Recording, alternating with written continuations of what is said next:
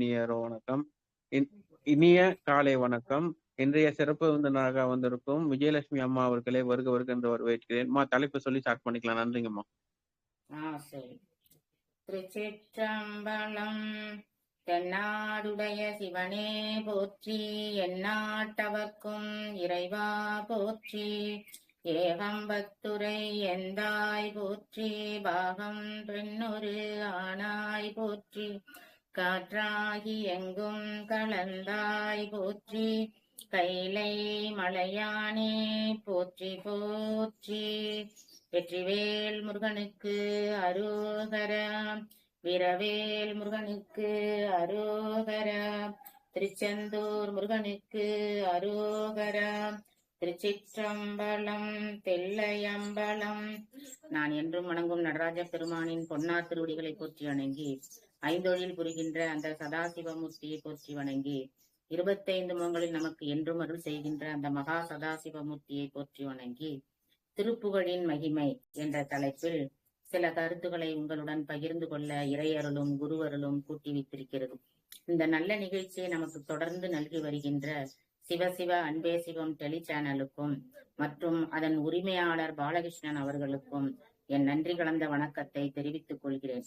வந்திருக்கும் ஆன்மீக பெருமக்களுக்கும் என் வணக்கத்தையும் நன்றியையும் தெரிவித்துக் கொள்கிறேன். திருச்சிற்றம்பலம். திருப்புகழின் மகிமை. இது ஒரு நல்ல தலைப்பு. இப்ப பாத்தீங்கன்னா திருச்செந்தூர்ல மாசி திருவிழா 12 நாள் திருவிழா நடக்கும். அதனால இந்த சமயத்துல இந்த திருப்புகழின் மகிமை அப்படிங்கிற தலைப்பு ரொம்ப பொருத்தமான தலைப்பா தான் அமைஞ்சிருக்குது. இந்த திருப்புகழ் அப்படின்னு நம்ம சொல்லும் போதே பாத்தீங்கன்னா எல்லாருமே சொல்லுவாங்க, திருப்புகழ் நெருப்பென எரிக்கும் அப்படின்னு சொல்லுவாங்க. அதே மாதிரி திருப்புகழ் பாடுற வாய் மணக்கும் அப்படின்னு சொல்லுவாங்க. இன்னும் சொல்ல போனாக்கா திருப்புகழை பாடி பாடி பாடி நம்ம பழகணும்னா கண்டிப்பா அதாவது சாதாரண ஒரு பலன் அப்படின்னு பாத்தீங்கன்னாக்கா, திருப்புகழை நம்ம பாட பாட பாட நமக்கு இந்த சொற்கள் இருக்கு பாத்தீங்களா, அது சரளமா வரும். இப்ப உதாரணமா பாத்தீங்கன்னா இந்த ழா, ழி, ரு, லு இதெல்லாம் பாத்தீங்கன்னா சில பேருக்கு பாத்தீங்கன்னா பெரியவங்களா ஆன பிறகும் கூட அதெல்லாம் அவங்களுக்கு சரியாவே வராது. வாழைப்பழம் அப்படின்னு சொன்னோம்னா வாழைப்பழம்னு தான் சொல்லுவாங்க. அதுக்கு என்ன காரணம் அப்படின்னா, சின்ன குழந்தையில இருந்து அந்த எழுத்துக்களை பழக்காம இருக்கிறது தான் காரணம். ஆனா இந்த திருப்புகழை மட்டும் நம்ம படிக்க முதல்ல சொல்லி கொடுத்துருந்தோம்னு வச்சுக்கோங்களேன் குழந்தைங்களுக்கு, கண்டிப்பா அந்த குழந்தைங்க இந்த மாதிரி வார்த்தைகள் எல்லாம் ரொம்ப அழகா சொல்லுவாங்க. இது ஒரு சாதாரண சிறப்பு. ஆனா திருப்புகழை நம்ம படிச்சோம்னா என்ன சிறப்பு அப்படிங்கறத பார்க்க போறோம். அருணகிரிநாதர் அருளியதுதான் திருப்புகழ். எப்படி நம்ம தேவாரத்துல 12 திருமுறை இருக்கோ அதே மாதிரி 12 தொகுப்புகளாக நம்ம திருப்புகழை பார்க்கிறோம். அதாவது கந்த புராணம், அது மாதிரி கந்தர் அனுபூதி, அது மாதிரி கந்தர் அலங்காரம், வேல் வகுப்பு, திருமாறல், இப்படி நிறைய ஒரு தொகுப்பா அதை சொல்றாங்க. அப்படி ஒன்னொண்ணுமே பாத்தீங்கன்னா செய்தொண்டர் புராணத்தோட எப்படி நம்ம பெரிய புராணம் சொல்றோமோ அதே போல செய்தொண்டர் புராணத்தோட 12 திருமுறைகளாக 12 தொகுப்புகளாக அதை பிரிச்சு வச்சிருக்கிறாங்க.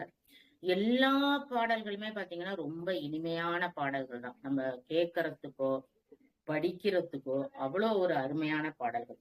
இன்னொன்னு என்ன சொன்னீங்கன்னா, இந்த அருணகிரிநாதர் பாத்தீங்கன்னா பாடியிருக்க எல்லா பாட்டுலயுமே தன்னை ரொம்ப தாழ்த்தி சொல்லுவார். நான் ரொம்ப ஒரு நல்ல வாழ்க்கையே நான் வாழல, ஒரு தவறான வாழ்க்கை நான் வாழ்ந்தேன், ஆனா அதுல இருந்து என்ன நீ காப்பாத்து அப்படின்னு முருகப்பெருமான்கிட்ட இறைஞ்சிற மாதிரிதான் எல்லா பாட்டும் இருக்கும்.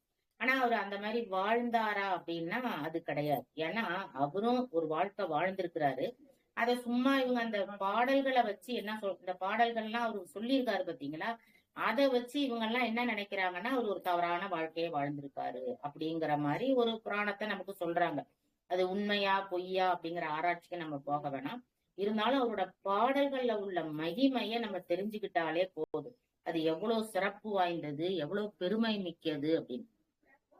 இன்னும் சொல்ல போனா அருணகிரியாரோட பிறப்பு பாத்தீங்கன்னா, இப்ப நம்ம சொல்றோம் 7 பிறவி அப்படின்னு 21 பிறவி எல்லாம் நம்ம சொல்லிக்கிட்டு இருக்கோம். இப்ப இந்த அருணகிரியாரோட பிறப்பு அப்படிங்கிறது பாத்தீங்கன்னா 7வது பிறவின்னு தான் சொல்றாங்க. இவரோட முதல் பிறவி என்ன அப்படின்னு பாத்தீங்கன்னா அகத்தியரோட நாயா இருந்திருக்கிறாராம் இவர். அதாவது அதாவது ஒரு பிறவி வந்து கண்டுபிடிக்கும் போதே ஒரு மிகச்சிறந்த ஒரு ஞானியோட நியாயா அவர் இருந்திருக்கிறார். அதாவது ஒரு வீட்டுல வந்து ஒரு நாய் இருக்குன்னா அந்த வீட்டுக்காரரோடையே தான் அது வந்து சுத்திக்கிட்டு இருக்கும். அப்ப அந்த ஒரு நாலெட்ஜ், அந்த ஒரு அறிவுங்கிறது கண்டிப்பா அந்த நாய்க்கும் இருந்திருக்கும். அதனாலதான் அவர் வந்து அடுத்த பிறவின்னு வந்திருக்கிறார். ரெண்டாவது பிறவி பாத்தீங்கன்னாக்கா இந்திரனா பிறந்திருக்காரு. மூணாவது பிறவி அப்படின்னு பாத்தீங்கன்னா அர்ஜுனனா பிறந்திருக்காரு. நாலாவது பிறவி அப்படின்னு பாத்தீங்கன்னா கண்ணப்பரா பிறந்திருக்காரு. அஞ்சாவது பிறவி பாத்தீங்கன்னா நக்கீரரா பிறந்திருக்காரு. இந்த வரலாறெல்லாம் உங்களுக்கு கண்டிப்பா, அதாவது இந்திரனோட வரலாறு, அது கூட அர்ஜுனன் வரலாறு, கண்ணப்பர் வரலாறு, நக்கீரர் வரலாறு, அதுக்கடுத்து ஆறாவது பிறவி வந்து திருவள்ளுவரா பிறந்திருக்கிறாரு. ஏழாவது பிறவிதான் அருணகிரிநாதரா பிறந்திருக்காரு. இப்ப நம்ம இந்த இந்த கதையெல்லாம் இப்ப இந்த ஒரு பிறவியுமே நம்ம பாக்குறோம் பாத்தீங்களா. ஃபர்ஸ்ட் பிறக்கும் போது அவர் எப்படி பிறந்திருக்காரு, நாயா பிறந்திருக்காருன்னு பாக்குறோம். அந்த அகத்தியர் கூட இருந்ததுனால அந்த ஒரு அவருக்கு இருந்த பெருமை. அப்ப அது கொஞ்சம் கொஞ்சமா. அடுத்தது இந்திரன் வந்து பாத்தீங்கன்னா சொகுசா வாழுறவன். அதோட தன்னை வந்து தான் அப்படிங்கிற ஒரு ஆணவம் நிறைந்தவன். அப்ப அந்த பிறவியில இருந்து பாத்தீங்கன்னா அடுத்தது அர்ஜுனன். அதாவது என்னது, பெருமாளுக்கே அடிமையாக இருக்கிறவன் அர்ஜுனன். அப்படி அந்த மாதிரி கொஞ்சம் கொஞ்சம் கொஞ்சம். அதே மாதிரிதான் நம்மளோட அறிவும் வந்து பாத்தீங்கன்னா நம்மளோட படிநிலை அப்படின்னு சொல்லுவாங்க. அதாவது சரியை, கிரியை, யோகம், ஞானம் அப்படின்னு ஒரு படிநிலை வருது பாத்தீங்களா. அதுவுமே வந்து பாத்தீங்கன்னா இது மாதிரிதான் படிப்படியா வருது. இப்ப இதுல இருந்து நம்ம பார்த்தாலே அதுக்கடுத்து கண்ணப்பர், அதாவது எம்பெருமானே கதி 6 நாள்ல வந்து முக்தி அடைஞ்சாரு. அதுக்கடுத்து பாத்தீங்கன்னா நக்கீரர், அதாவது எம்பெருமானே சொன்னா கூட அது வந்து தவறுனா தவறுதான் அப்படின்னு சொன்ன மாதிரி புராணம்லாம் நம்ம பார்க்கிறோம். அப்ப அறிவு சார்ந்த திருவள்ளுவர். அதுக்கு அடுத்ததுதான் அருணகிரியாரம். அப்ப முக்திங்கிறது அவருக்கு படிப்படியா வந்திருக்கு. அப்ப ஒரு தவறான வாழ்க்கை அவர் வாழ்ந்திருப்பாரா அப்படிங்கறது ஒரு சந்தேகம் தான். இருந்தாலும் வந்து எல்லாரும் சொல்லிக்கிட்டு இருக்காங்க. அது வந்து உண்மையா பொய்யா அப்படின்னு இன்னும், அதாவது அது ஒரு ஆராய்ச்சிக்குள்ளேதான் இருக்குது. இப்ப நம்ம பாட்டை பார்ப்போம்.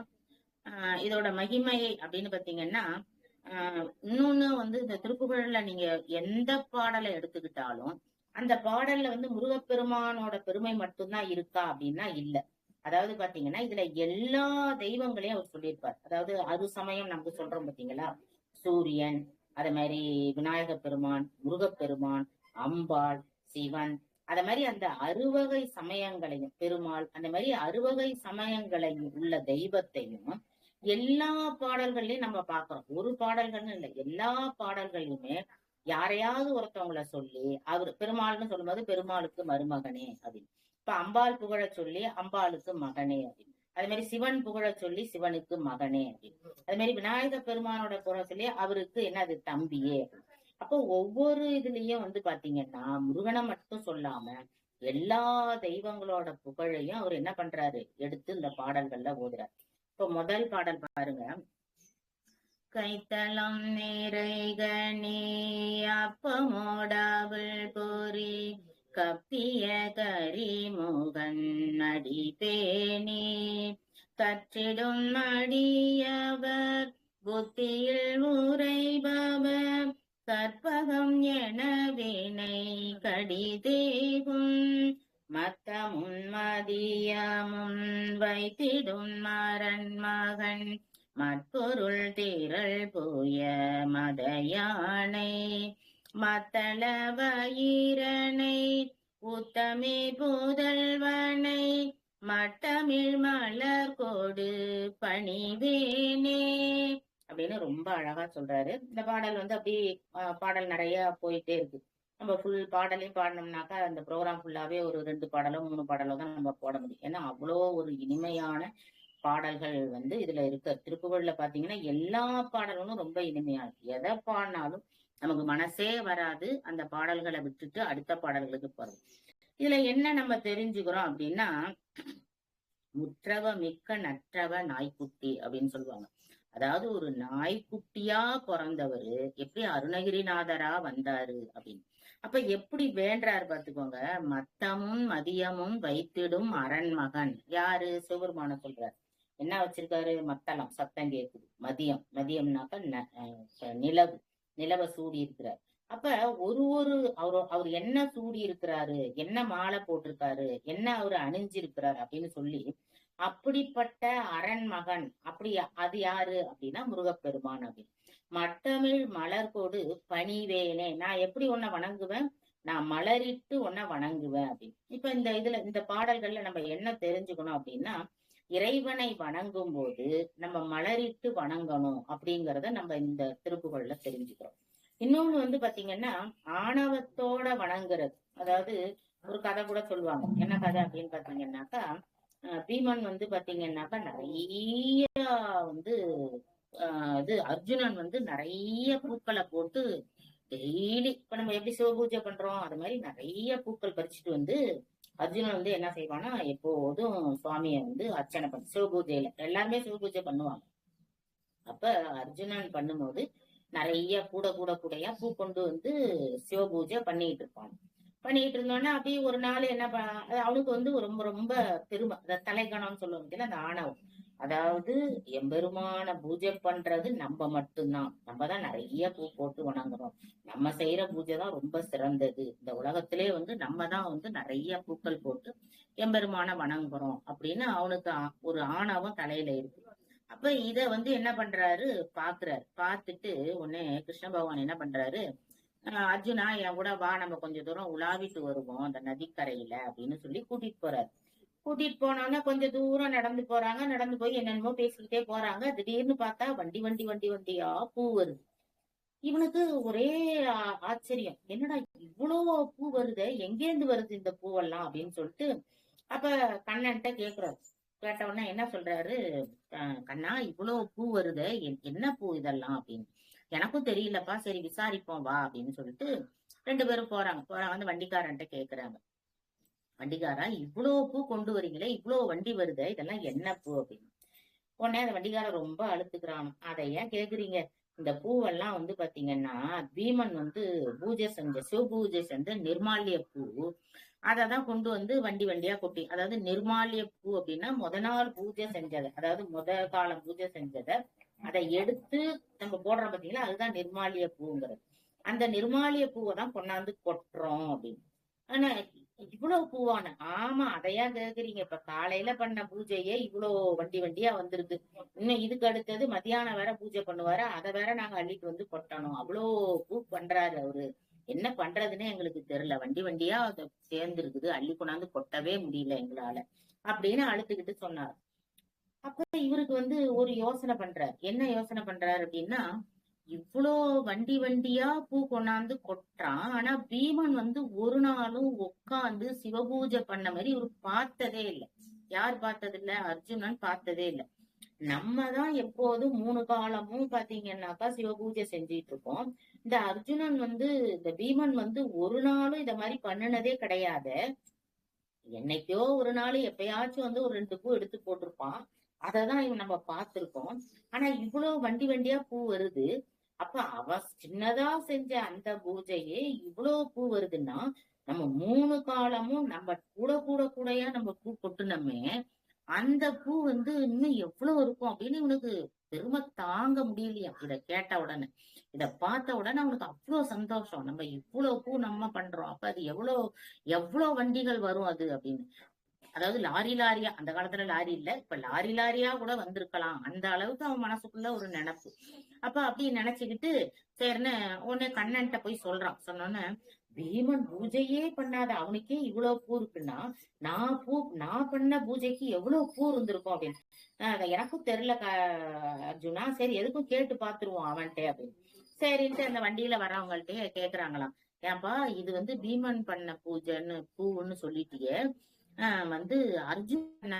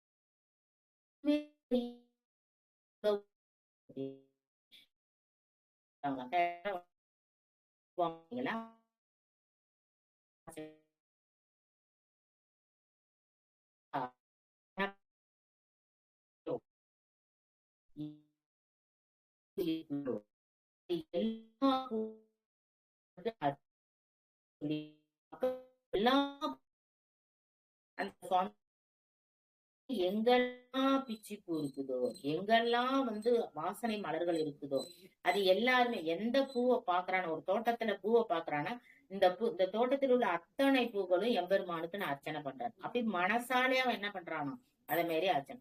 அந்த மாதிரி நம்ம மனசாலேயே என்ன சொல்றாங்கன்னா, ஒரே ஒரு பூ நம்ம நாமே செடிய வச்சு அதுல பூக்கிற ஒரே ஒரு பூவை எடுத்து எம்பெருமானுக்கு சாத்தினாலே அதுவே நமக்கு என்ன, அது பெரிய பூஜை அப்படிங்கிறான். நாமே அந்த செடியை வளர்க்கணும். வளர்த்து அதுல இருந்து என்ன செய்யணும், பூவை எடுத்து எம்பெருமானுக்கு ஒரு பூ போடணும். மட்டமிழ் மலர் கொடு அப்படின்னு அழகா சொல்றாங்க. அதுக்கு என்ன அர்த்தம் அப்படின்னாக்கா, எம்பெருமான் திருவடியில நம்ம அந்த பூவை வைக்கும் போது அது எப்படி இருக்கணுமா, அந்த தேனோட அது மலரணுமா. அப்படி அதாவது விரிஞ்ச பூ வைக்க கூடாது. அது தேன் இருக்கும் பாத்தீங்களா, அந்த தேன் வெளியில வர்றதுக்கு முன்னாடி நம்ம என்ன பண்ணணும், அந்த பூவை எம்பெருமானுக்கு திருவடியில சேர்த்துடணும் அப்படின்னு அழகா இந்த பாடல்ல சொல்றாங்க. அதுக்கு அடுத்தது இன்னொரு பாட்டு பாருங்க. உம்பதரு தேனுமணி கசிவாகி, உம்பதரு தேனுமணி கசிவாகி. இந்த பாடல்ல பாத்தீங்கன்னாக்கா, அதாவது உம்பர் உலகம் அப்படின்னு சொல்லுவாங்கல்ல, மேல் உலகம் அப்படின்னு. தம்பி தனக்காக வன தனைவோனே, தந்தை வளர்த்தால் அருள்கை கனியோனே, அன்பர் தமக்கான நிலை பொருளோனே, ஐந்து முகத்தானை முக பெருமாளே அப்படின்னு இந்த பாட்டுல சொல்றாரு. அதாவது என்னன்னா, உபாசன மூர்த்தி அப்படின்னு நம்ம எந்த ஒரு ஒரு பூஜை செஞ்சாலும் நம்ம ஒரு உபாசன மூர்த்தின்னு ஒண்ணு வச்சுக்கணும். காஞ்சி சங்கராச்சாரியார் என்ன பண்ணுவாராம், பூஜை பண்ணுவாராம். பூஜை பண்ணி எல்லாருக்குமே தெரியும், காஞ்சி சங்கராச்சாரியார் பெரியவா அப்படின்னு சொல்லுவாங்க. அவரு பூஜை பண்ணணும். அப்ப அவர்கிட்ட போய் எல்லாரும் கேக்குறாங்களாம். என்ன கேக்குறாங்க அப்படின்னாக்கா, இத மாதிரி உங்களைதான் வணங்குறாங்க, உங்களோட பெருமையை தான் பேசுறாங்க. ஆனா நீங்க வரதட்சணை வாங்க கூடாதுன்னு சொல்லியிருக்கீங்க. ஆனா அதுல பெரியவா துணைன்னு அந்த பத்திரிகையில வேற அடிக்கிறாங்க. அடிச்சிட்டு இந்த மாதிரி வரதட்சணை வாங்குறாங்களே அப்படின்னு. அப்ப அவரு சொன்னாராம், இப்ப நாம இருந்தா என்ன செய்வோம், ஏதாவது ஒண்ணு சொல்றாங்க அப்படின்னா, இந்த மாதிரி உங்கள்ட்ட தானே இந்த புள்ள படிச்சுது, ஏன் இப்படி இருக்கு தருதலையா அப்படின்ட்டு ஒருத்தவங்க கேக்குறாங்கன்னு வச்சுக்கோங்களேன். இப்ப என்கிட்ட படிக்கும் போது வரைக்கும் அவன் நல்லாதான் இருந்தான், அதுக்கப்புறம் அவன் வெளில போன பிறகுதான் ஏதோ கெட்ட சவகாசம் போல இருக்கு. ஆக நம்ம மேல எந்த பழியும் இல்லாமதான் நம்ம சொல்லுவோம். ஆனா அவரு சொன்னாராம், ஆமாக்கா நானும் தான் பார்க்கதான் செய்யறேன், நிறைய பேர் அப்படிதான் செய்யறாங்க, என்னோட தபஸ் போதல போல இருக்கு, அதனாலதான் அவங்க நான் சொல்றத கேட்க மாட்டாங்க அப்படின்னு. அதாவது சிறந்த தபஸ்வியா இருந்தாக்கா, ஒரு உபாசன மூர்த்தியை வச்சு பூஜை பண்ணிக்கிட்டே இருக்காங்கன்னு வச்சுக்கோங்களேன், அவங்களுக்கு அந்த தவம் கை கூடுமா. அப்ப அந்த தவம் கை கூடும் போது அவங்க என்ன சொல்றாங்களோ அது பலிக்குமா. இன்னும் என்ன சொல்லுவாங்கன்னா, எப்போது உண்மையே பேசுறாங்கன்னு வச்சுக்கோங்களேன், எந்த காலத்திலயும் ஒரு துளி கூட பொய் சொல்லாம ஒருத்தவங்க இருக்காங்கன்னா, கண்டிப்பா அவங்க வாயிலேந்து வர்ற வார்த்தைகள் அத்தனையுமே என்ன செய்யுமா, பலிக்கும் அப்படின்னு சொல்றாங்க. அந்த மாதிரி ஒரு வாக்கு வன்மை நமக்கு வந்துரும். ஏன்னா உண்மையா பேசிட்டு சத்தியங்கிறது அவ்வளவு ஒரு தபஸ் அப்படின்னு சொல்றாங்க. அப்ப நான் செய்யற தபஸ் பத்துல, அதனாலதான் அவங்க என்ன பண்றாங்க, நான் சொல்றத கேட்க மாட்டுறாங்க அப்படின்னு சொல்றாங்க. அப்ப எம்பெருமான் முருகப்பெருமானோட அருளை பெறணும்னா 5 கால தானைமுக பெருமானே அப்படிங்கிறாரு. அதாவது அன்பர் தமக்கான நிலை. அதாவது இங்க என்ன சொல்ல வர்றாருன்னா, அன்பர்கள் அதாவது பூஜை பண்றவங்களா இருக்கட்டும், முருகப்பெருமான வணங்குறவங்களா இருக்கட்டும், அவங்க எல்லாருமே முருகப்பெருமான் தான் நமக்கு அப்படின்னு சரணாகதி அடைஞ்சிட்டாங்கன்னா அவங்களுக்கு எந்த ஒரு துன்பமும் வராது. அவனோட அன்பர்களுக்கு என்ன பண்ணுவாராம், அவர் எல்லாத்தையும் வாரி வழங்குவார் அப்படிங்கிற. அடுத்த பாட்டு பாருங்க. தண்டையணி வெண்டையும் கெண்கிணி சதங்கையும் தன் கடல் சிலம்புடன் கொஞ்சவே. தண்டையணி வெண்டையும் கெண்கிணி சதங்கையும் தன் கடல் சிலம்புடன் கொஞ்சவே. நின் தந்தையினை முன்பறிந்தின்ப உரி கொண்டு நன் சந்தடமணைந்து நின்றன்பு போல் கண்டுர கடம்புடன் சந்தமகுடங்களும் கஞ்சமல செங்கையும் செந்தும் வேலும். கண்டுர கடம்புடன் சந்தமகுடங்களும் கஞ்சமல செங்கையும் செந்தும் வேலும். கண்களும் முகங்களும் சந்திர நிறங்களும் கண்குளிர என்றன் முன் சந்தியாவோ. கண்களும் முகங்களும் சந்திர நிறங்களும் கண்குளிர என்றன் முன் சந்தியாவோ அப்படின்னு. அதாவது முருகப்பெருமான் எப்படி அவரோட அழக இதுல அழகா வர்ணிச்சிருக்கிறாரு. தண்டையும், அதாவது தண்டை போட்டிருக்காரு. அழகிய வீர வெண்டைய வீரக்கடல், அதாவது வெண்டைன்னா இந்த இடத்துல வீரக்கடல். கிண்கிணி, கிண்கிணினா கொலுசுன்னு நம்ம சொல்றோம் பார்த்தீங்களா, அது மாதிரி சதங்கை. சதங்கைனாக்கா அது ஒரு வகையான அணிகலன். இவ்வளவுதான் அணிஞ்சிருக்கிறார். இப்ப இதுல பாத்தீங்கன்னா ஒரு முறைப்படுத்துற பாத்தீங்களா, ஃபர்ஸ்ட் தண்டை அணிஞ்சிருக்காரு. தண்டைங்கிறது ரொம்ப பெரியது, ரொம்ப மொத்தியா இருக்கும், அளவுல பெரியது. அதுக்கு அடுத்தது பாத்தீங்கன்னா வீரக்கடல், அது கொஞ்சம் சின்னதா இருக்கும். அதுக்கு அடுத்தது கொலுசு, அதுக்கு அடுத்தது கிண்கிணி. அப்ப மேல உள்ள நகையில இருந்து குட்டி குட்டியா அவர் அணிஞ்சிருக்கிறார். அது சின்ன குழந்தையா இருக்கிறதுனால முருகப்பெருமான் இவ்வளவுதான் அணிஞ்சிருக்கிறார். அணிஞ்சிட்டு வீரக்கடலு சிலம்பு இதெல்லாம் அவர் எப்படி சொல்றாராம், ஜெல் ஜெல்லு ஒலிக்க வராராம். அப்படி அந்த மாதிரி நடந்து வரும்போது தந்தையராகிய சிவபெருமானது திரும்புன்மாக எங்க வராரு, எம்பெருமானுக்கு முன்னாடி வர. ராமாயணத்துல பாத்தீங்கன்னாக்கா ராமர் என்ன செய்வாராம், அந்த தண்டை கடல் இதெல்லாம் போட்டுட்டு ராமர் அப்படி நடந்து வருவார். ராமரோட அழகு ஒரு தடவை பார்த்தா அந்த அழகு பார்த்தோன்னே சரி, ராமரை பார்த்தோன்னு யாருக்கும் தோணாது. அவரை திரும்ப திரும்ப திரும்ப திரும்ப பார்க்கணும்னே எல்லாருக்கும் தோணும். அதுக்காகவே தசரதன் என்ன பண்ணுவானா, ராமா இங்க வா அப்படின்னு கூடுவார். கூப்பிட்டுட்டு அவரு நடந்து வர அழகு அப்படி பாத்துக்கிட்டே இருப்பாராம். பாத்துக்கிட்டே இருந்தோடனே கிட்ட வந்தோடனே இவரு கேட்பாரா, தந்தையே அப்படின்னு சொல்லிட்டு கேட்டோடனே வந்தியா, சரி சரி சரி பரவாயில்ல நீ போப்பா, நான் ஏதோ இதுல கூப்பிட்டுட்டேன். சரி இவரு போவாராம், பின்னழக பாத்துக்கிட்டே இருப்பாராம். அவரு போய் மறைய போன உடனே திரும்பியும் ராமா இங்க வா அப்படின்னு கூடுவார். மறுபடியும் அவர் வருவாராம்.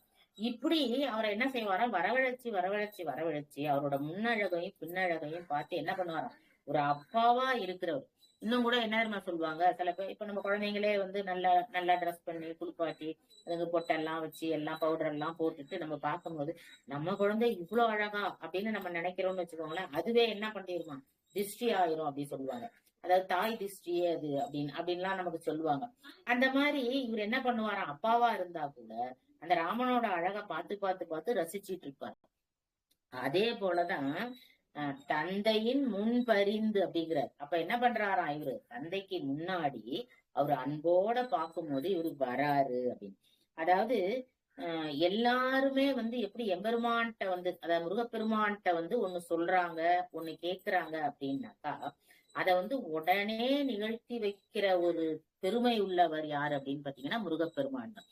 இப்ப இப்ப சுவாமி கிட்ட வேண்டுறோம், இல்ல அம்பாள்கிட்ட வேண்டுறோம், இல்ல விநாயகர் பெருமான்கிட்ட ஒரு இது வைக்கிறோம். இன்னும் சொல்ல போனாக்க விநாயகர் பெருமான்கிட்ட சொல்லும் போது என்ன சொல்றோம், நான் இத்தனை தேங்காய் உடைக்கிறேன், நீ எனக்கு இதை செஞ்சு கொடு, நான் உனக்கு தேங்காய் மாலை கட்டி போடுறேன், உனக்கு அதை செஞ்சு கொடு, நான் உனக்கு இது அதாவது யாகம் பண்றேன், அதை செஞ்சு கொடு. அப்ப எதையாவது ஒண்ணு செஞ்சாதான் அவர் பலன் தருவாரு அப்படின்னு. ஆனா முருகப்பெருமான் அப்படி கிடையாது. அதாவது என்னன்னா அவரு சொல்லிட்டாலே போதுமா, முருகப்பெருமான்கிட்ட வேண்டிக்கிட்டாலே அவர் என்ன செய்வாராம், உடனே அதை நிறைவேற்றி வச்சிருவார். இது மட்டும் இல்லாம முருகப்பெருமான் மட்டும் கிடையாதான். இப்ப ஒரு வேண்டுதலை நம்ம வைக்கிறோம்னா முருகப்பெருமான் கூட கொஞ்ச நேரம் அதை கவனிக்காமையோ இல்ல வேற ஏதோ ஒரு இதுல அவர் இருந்தா கூட அந்த மயில் இருக்கு பாத்தீங்களா, அது என்ன செய்யுமா, அவருக்கு முன்னாடி அது ஓடோடி வருமா நமக்கு.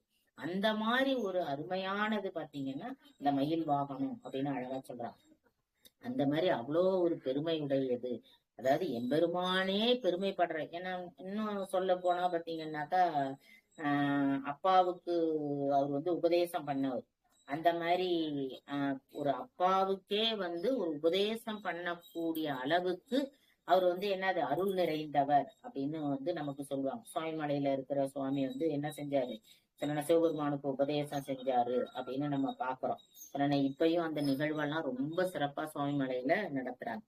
அதே போல அடுத்தது வந்து பாத்தீங்கன்னாக்கா என்ன அடுத்த பாடல் சொல்லும் போது சொன்னேன்னா, கொண்டரிகரண்டமும் கொண்ட பகிரண்டமும் கொஞ்சி எழ வெங்கலம் கொண்ட போது பொன்கிரியம் எனச் சிறந்தெங்கிலும் வளர்ந்து கொண்டரிக சிந்தையும் சிந்தை கூற கொண்ட நடனம் பதம் செந்திலும் என்றன் கொஞ்சி நடனம் கொலும் கந்த வேலே அப்படிங்கிற.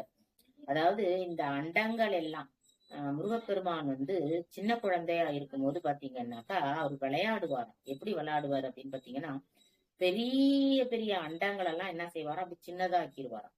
அது மாதிரி நிலங்கள்லாம் இருக்கு பாத்தீங்களா, இப்ப வந்து பெரிய நதி ஓடிக்கிட்டு இருக்கணும், அதை என்ன பண்ணுவாராம், சின்னதாக்குவாராம்.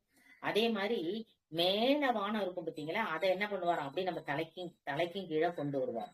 இப்படி எல்லாத்தையுமே வந்து பாத்தீங்கன்னா மாத்தி மாத்தி மாத்தி வைப்பாராம் விளையாட்டா. இது வந்து அதாவது பெரிய பெரிய அண்டங்களையே மாத்துற அளவுக்கு அவருக்கு சக்தி இருக்குங்கிறது அடுத்தது. இருந்தாலும் இதெல்லாம் வந்து ஒரு விளையாட்டா, ஒரு சின்ன குழந்தைங்க ஒரு செப்சாமா வச்சு விளையாடும் பாத்தீங்களா, அந்த மாதிரி இவர் என்ன பண்ணுவாராம், நதிய மாத்தி கடலா வச்சிருப்பாராம், கடலை மாத்தி நதியா வச்சிருப்பாராம். அந்த மேக கூட்டங்களை வந்து பாத்தீங்கன்னாக்கா ரொம்ப எட்டாத அளவுக்கு மேல கொண்டு போவாராம். அந்த மாதிரி அந்த வானுலகம் இடிக்கும் பாத்தீங்களா, அதை கொண்டாந்து கீழே வைப்பாராம். இப்படி எல்லா உலகங்களையும் மாத்தி மாத்தி மாத்தி என்ன செய்வார், அவர் விளையாண்டுட்டு இருப்பாரு. அப்படிப்பட்ட சிறப்புடையவர் முருகப்பெருமான் அப்படின்னு சொல்லிட்டு மிக அழகாக சொல்றாங்க. அடுத்தது இன்னொரு பாடல் பாருங்க.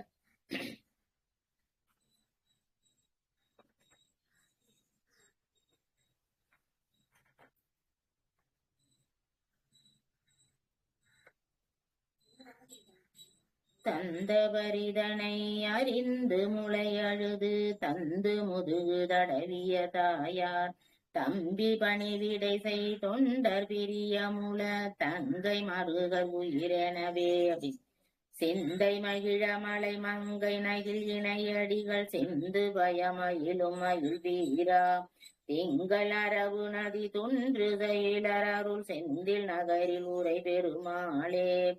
இதுல வந்து பாத்தீங்கன்னாக்கா மலையரசனோட புதல்வி பார்வதிய பத்தி இதுல அழகா சொல்லியிருக்காங்க. இவர் எப்படிப்பட்டவரு அப்படின்னு பாத்தீங்கன்னா, பார்வதி தேவியோட பால் அமுதத்தை உண்டவர் அப்படின்னு. அதாவது நேரடியா உண்டாரா அப்படின்னா இல்ல, அதாவது தனங்கள்ல இருந்து அந்த அருள் சுரந்து அந்த பாலை அருந்தியவர் அப்படின்னு. சந்திரன், பாம்பு, அப்புறம் கங்கா நதி, இதெல்லாம் வந்து யார் அணிஞ்சிருக்கா அப்படின்னு பாத்தீங்கன்னா சிவபெருமான் அணிஞ்சிருக்கிறாரு. அந்த சடாபாரத்தை அணிந்திருக்கிற சிவபெருமான், நான் முதல்லயே சொன்னேன், ஒவ்வொரு பாடல்கள்லயும் பாத்தீங்கன்னாக்கா சிவபெருமானையும் சொல்லுவாரு, அம்பாளையும் சொல்லுவாரு, அது மாதிரி விநாயக பெருமானையும் சொல்லுவாரு. இப்ப இந்த பாடல்லையும் பாத்தீங்கன்னா சந்திரனும் பாம்பும் அதே மாதிரி கங்கா நதியும், இந்த மூணையும் அவர் அணிஞ்சிருக்கிறார். எப்படிப்பட்டவர் சிவபெருமான் அப்படிங்கிறத பத்தி இதுல அழகா சொல்றாரு. ஏன்னா சிவபெருமான் வந்து அருளே நிறைந்தவர். அவர் வந்து என்ன பண்றாரு, தட்சன் வந்து கொடுத்த சாபத்தால சந்திரன் என்ன பண்றாரு, அப்படி தேஞ்சுக்கிட்டே போறாரு. தேஞ்சுக்கிட்டே போன உடனே அப்ப கடைசியில உள்ள இந்த 27 கலைகள் இருக்கு பாத்தீங்களா, அப்ப 27 கலைகள்ல ஒண்ணு தேஞ்சுக்கிட்டே வரும்போது அவர் என்ன பண்றாரு, இனிமே நம்ம அழிஞ்சு போயிருவோம் அப்படிங்கிற ஒரு நிலைமை வரும்போது சிவபெருமான் காலடியில வந்து விழுறாரு. அப்ப அவர் என்ன பண்றாராம், அந்த திங்களை, அந்த 3ஆம் பிறைன்னு சொல்றோம் பாத்தீங்களா, அதை எடுத்து அவர் தன்னோட தலையில சூடிக்கிறார். அப்படி சூடுன உடனே அந்த அழியறது என்ன ஆகுது, அது வந்து குறைஞ்சு போகுது. அதோட அவரோட சாபம், அதாவது அழிஞ்சு போகணும்னு தட்சன் அந்த டக்கன் கொடுத்த சாபம் இருக்கு பாத்தீங்களா, அதுவுமே என்ன ஆகுது, பலிக்காம போகுது. அப்ப அவர் என்ன சொல்றாரு, நீ செஞ்ச தவறுகளுக்காக இந்த 27 கலைகளும் உனக்கு என்ன செய்யணும், 15 நாள் வளரும், அதுக்கு அடுத்தது 15 நாள் என்ன செய்யும், அது குறையும் அப்படின்னு. இப்ப நம்ம அதேதான் நாமும் பாக்குறோம். ஏன்னா 15 நாள் வளர்ந்து வர்றதுதான் நம்ம என்ன செய்யறோம், பௌர்ணமின்னு பாக்குறோம். அத மாதிரி பௌர்ணமியிலேருந்து குறைஞ்சு வர்றத அமாவாசைன்னு பாக்குறோம். அப்ப அவரோட காலடியில சரணடைஞ்சிட்டா கண்டிப்பா அவர் என்ன பண்றாரு, நம்மள தலையில தூக்கி வச்சுக்கிறாரு. அதுதான் பெருமை. இப்ப ஒருத்தவங்க நம்ம காலடியில விழறாங்க, ஐயோ அம்மா எனக்கு நீங்க தான் உதவி செய்யணும், உங்களை விட்டா ஆளே கிடையாது அப்படின்னு சொல்றாங்கன்னு வச்சுக்கோங்களேன். அப்ப நம்ம என்ன செய்வோம், அவங்கள ஒண்ணு சமமா இல்ல அவங்கள தூக்கி நான் உன் பிரச்சனையெல்லாம் நான் தீர்த்து வைக்கிறேன்ப்பா நீ கவலைப்படாதுன்னு சமமாதான் அவங்கள பாவிச்சு நம்ம சொல்லுவோம். இல்ல இன்னும் கூட பாத்தீங்கன்னா நம்ம என்ன செய்வோம், அவங்களுக்கு உதவி செய்வோம். அப்ப உதவி செய்யும் போது பாத்தீங்கன்னா நம்ம கொடுக்குறோம், அப்ப நம்ம கை மேலதான் இருக்கும். அப்ப கீழே இருந்துதான் அவங்க வாழணும், கீழே இருந்துதான் அவங்க வாங்கணும். அப்ப என்ன ஆகுது, நாம உயரத்துல இருந்துகிட்டுதான் நாம என்ன செய்யறோம், அவருக்கு கொடுக்கறோம். அப்ப யாரா இருந்தாலும் நம்ம என்ன செய்யறோம், கொடுக்கும் போது கை உயர்ந்து இருக்குது. இதே மாதிரி பாத்தீங்கன்னா ராமாயணத்திலேயே ஒரு கதை வரும். என்ன வரும் அப்படின்னு சொன்னீங்கன்னா, ஒரு தடவை ஒரு சாப்பிட்டுட்டு இருக்காராம். சாப்பிட்டுட்டு இருந்தோடனே அப்ப கேக்குறாங்க, இத மாதிரி ஏதோ ஒரு பொருள் தரணும் அப்படின்னு சொல்லி கேக்குறாங்க. கேட்ட உடனே அவர் என்ன செய்யறாராம், இடது கையால எடுத்து அவருக்கு பொண்ணோ பொருளோ எடுத்து கொடுக்குறாராம். அப்ப எல்லாரும் கேக்குறாங்க. சொன்னோன்னே இந்த மாதிரி ஒரு பொருள் கொடுக்கணும்னா வலது கையால தானே கொடுக்கணும், இடது கையால கொடுக்கறது அபசகுணமா தானே நினைப்பாங்க, நீங்க ஏன் அப்படி செஞ்சீங்க அப்படின்னு.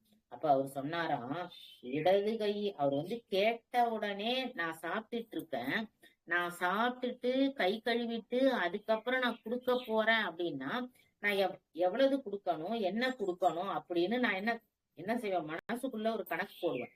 கணக்கு போடும் போது சரி இவ்வளவு கொடுத்தா போதும் அப்படின்னு எனக்கு ஒரு எண்ணம் தோணிடும். அப்ப நான் என்ன பண்ணுவேன், கம்மியா கொடுப்பேன். ஆனா அந்த யோசனையெல்லாம் பண்ணாம கேட்ட உடனே கொடுத்துட்டோம்னு வச்சுக்கோங்க, அப்ப நம்ம எவ்வளவு கொடுக்க போறோம் என்ன கொடுக்க போறோம் அப்படிங்கறது நமக்கு மனசுக்குள்ள வராது.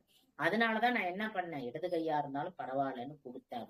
அதே போலதான், அதாவது இன்னும் என்ன சொல்றாங்கன்னாக்கா, ஒரு ஒரு உதவி ஒருத்தவங்களுக்கு செய்யறோம் அப்படின்னா அவங்க கேக்குறதுக்கு முன்னாடியே, இப்ப நம்ம பக்கத்து வீட்டுல உள்ளவங்களோ இல்ல ஏத்தவங்களோ யாரோ ஒருத்தவங்க அவங்க ரொம்ப கஷ்டப்படுறாங்கன்னு நமக்கு தெரிஞ்சா அப்ப நாமே போய் என்ன செய்யணுமா, இந்த மாதிரி உங்களுக்கு ரொம்ப கஷ்டம்னு நான் கேள்விப்பட்டேன், அதனால இந்த பணத்தை வச்சுக்கோங்க, இந்த உதவியை ஏத்துக்கோங்க அப்படின்னு சொல்லி பணம் கொடுக்கணும். அந்த மாதிரி கொடுத்தோம்னா அதுதான் உத்தமம் அப்படிங்கிறான். அதுதான் உத்தமமான ஒரு பலனை தரும் அப்படி.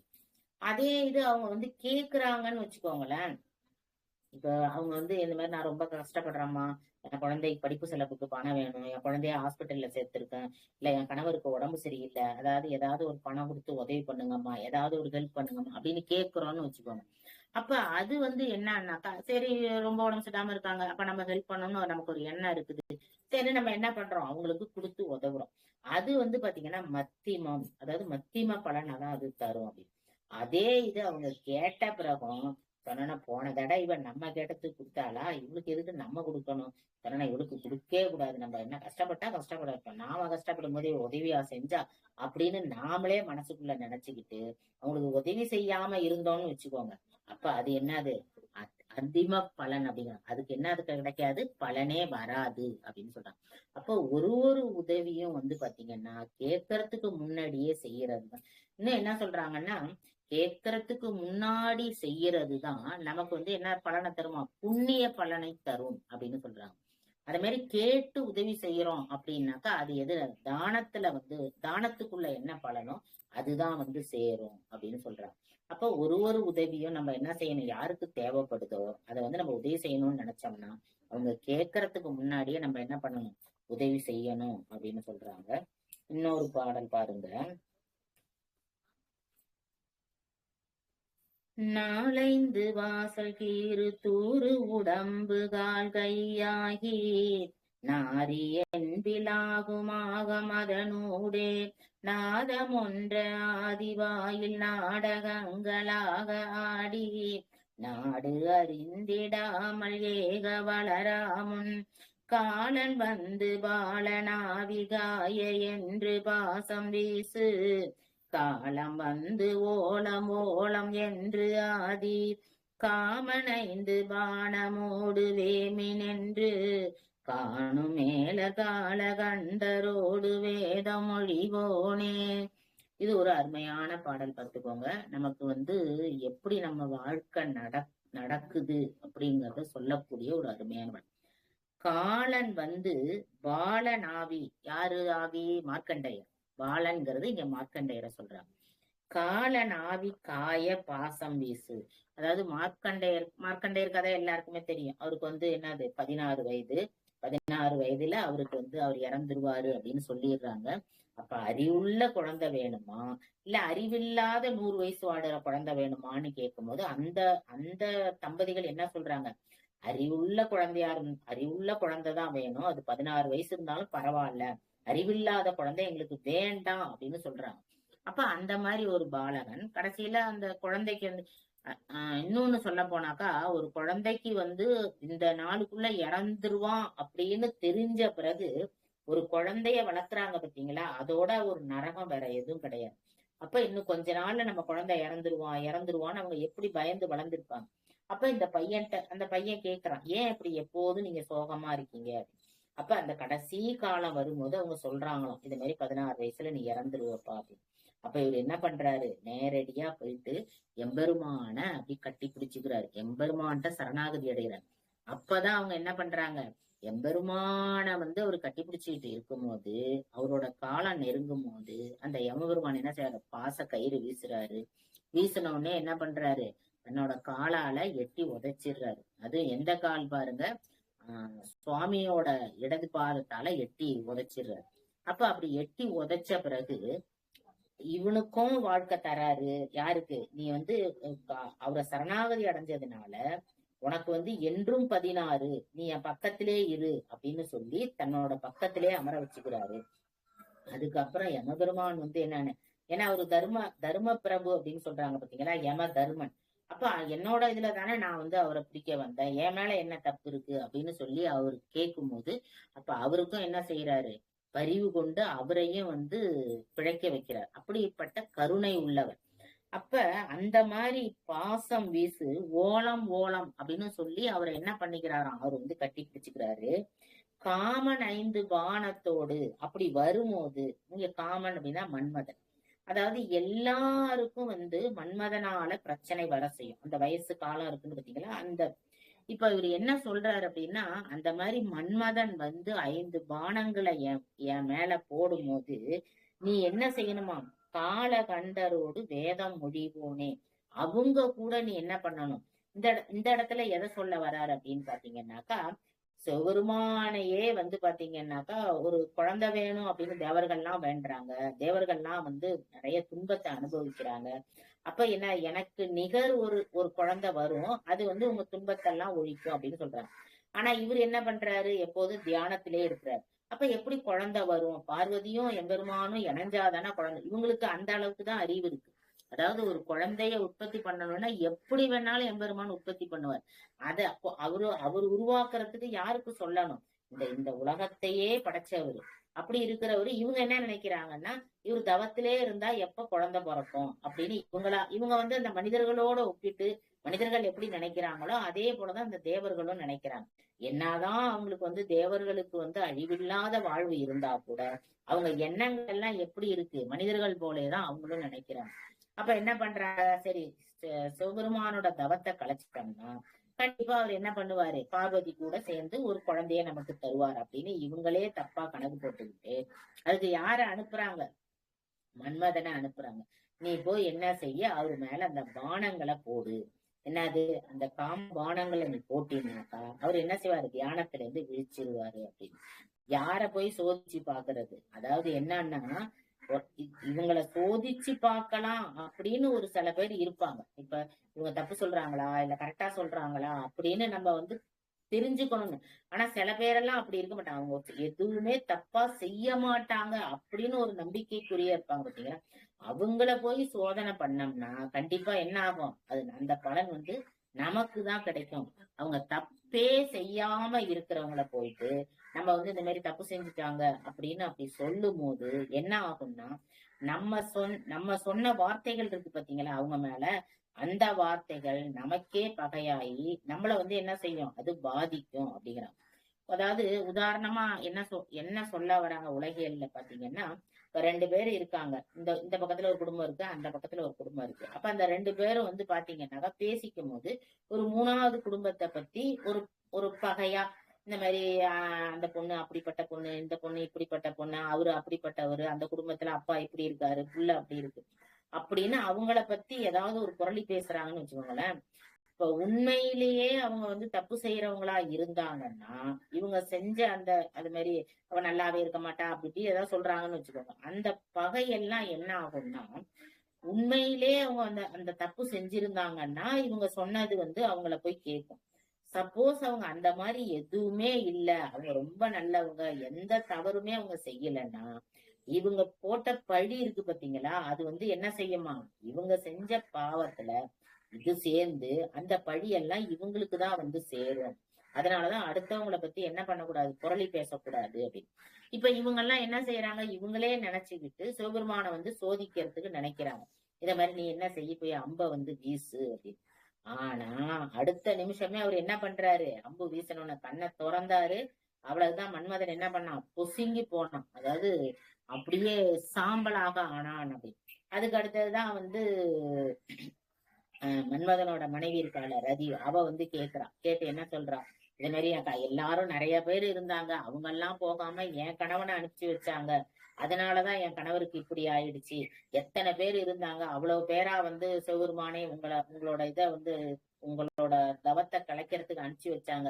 என் புருஷனை தேர்ந்தெடுத்து அனுப்பிச்சு வச்சாங்களே, கடைசியில என் புருஷன் நான் எவ்வளவோ சொன்னேனே என் கணவர்கிட்ட, அவரு கேட்கவே இல்லையே அப்படின்னு சொல்லி அழுது புரளும் போது அப்பதான் சிவபெருமான் சொல்றாராம், உன்னோட கண்களுக்கு மட்டும் என்ன செய்வாரு, மன்மதன் தெரிவாரு, மத்தவங்களுக்கு தெரிய மாட்டார் அப்படின்னு. அதனாலதான் இப்பயும் வந்து காமம்ங்கிறது எப்படி இருக்கு, நம்ம பாக்குற மாதிரி இல்ல அப்படின்னு. அதாவது உணர்ச்சிகள் அப்படின்னு நம்ம சொல்றோம் பாத்தீங்களா, இப்ப சிரிப்பா இருக்கட்டும், கோபமா இருக்கட்டும், ஏதோ ஒண்ணு வந்து ஆனந்தப்படுறோம், அதெல்லாம் வந்து நம்ம முகத்துல தெரியும். ஆனா காமம்ங்கிறது என்ன பண்ணாது, தெரியாது அப்படிம்பாங்க. ஏன்னா அதனாலதான் வந்து மன்மதன் வந்து என்ன செய்யறான், மறைஞ்சு இருக்கிறான் ஒவ்வொரு உள்ளத்திலையும் அப்படின்னு.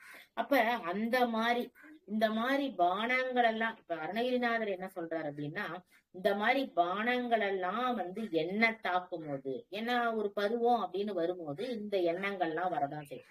அப்ப நீ என்ன பண்ணணும், என்னை வந்து காப்பாத்தணும். எப்படி மார்க்கண்டேயனுக்கு நீ அருள் செஞ்சியோ அதான் காலன் வந்து பாலன் ஆவி காய. அப்ப அந்த மாதிரி ஒரு சூழ்நிலை வரும்போது எனக்கும் அந்த மாதிரி ஒரு சூழ்நிலை வரும். அப்ப அந்த மாதிரி ஒரு சூழ்நிலை வரும்போது நீ என்ன பண்ணணும், என்னை ஓடி வந்து காப்பாத்தணும். நீதான் என்ன செய்யணும், எனக்கு வந்து இந்த மன்மத பானத்துல இருந்து விடுதலை கொடுத்து அந்த மாதிரி ஒரு ஆசைகள்லாம் எனக்கு வராம நீதான் காப்பாத்தணும். ஆழம் ஒன்று வேலையாகி ஆணை அஞ்சல் மூடும் மூழி அங்கை ஆயன் மாயம் அருகோனே அப்படின்னு. அதாவது பெருமாளுக்கு மருமகனா இருக்கிற முருகப்பெருமானே, நீ வந்து என்ன பண்ணணும், என்னை வந்து இந்த மாதிரி ஒரு துன்பம்லாம் எனக்கு வரும்போது நீ என்ன பண்ண, காலன் வந்து என்னை அணுகாமல் என்னை காக்க வேண்டும் அப்படின்னு. அப்ப அப்படி வந்தா கூட நான் என்ன செய்யணும், உன்னோட பேரை தான் நான் சொல்லணும். அந்த மாதிரி ஒரு அருளை வந்து நீ எனக்கு தரணும் அப்படின்னு. அஞ்சேல் அஞ்சேல் என்று அப்படின்னு சொல்லி நீ என்ன பண்ணணுமா, எனக்கு வழி செய்யணும் அப்படின்னு சொல்லி அழகா இதுல கேக்குறாரு. அடுத்த பாட்டு பாருங்க, இது ஒரு அற்புதமான பாட்டு. அதாவது நம்ம வாழ்க்கையில அத்தனை பேரும் தெரிஞ்சிக்க கூடிய ஒரு அழகான பாட்டு. இது பாருங்க, அவனிதனிலே பிறந்து மதலை எனவே தவழ்ந்து அழகு பெறவே நடந்து இளையோனாய் அருமரலையே மிகுந்து குதலை மொழியே புகன்று அதிவிதமாய் வளர்ந்து 16ஆய் சிவகலைகளாக மங்கள் மிகவும் அறைவோதும் அன்பர் திருவடிகளே நினைந்து துதியாமல் தெரிவையர்கள் ஆசை மிஞ்சி வெகு காவலையாய் உழன்று தெரியும் அடியேனை உற்றம் அடி சேராய்.